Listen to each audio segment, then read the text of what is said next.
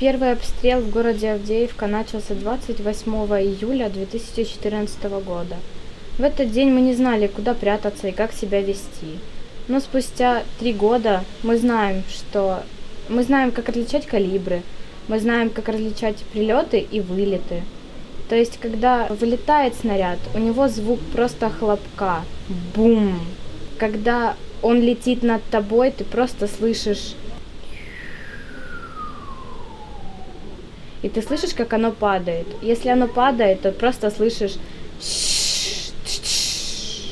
Помни, в любой ситуации, абсолютно в любой, летит оно над тебя, над тобой, либо это же вылет, тебе надо прятаться.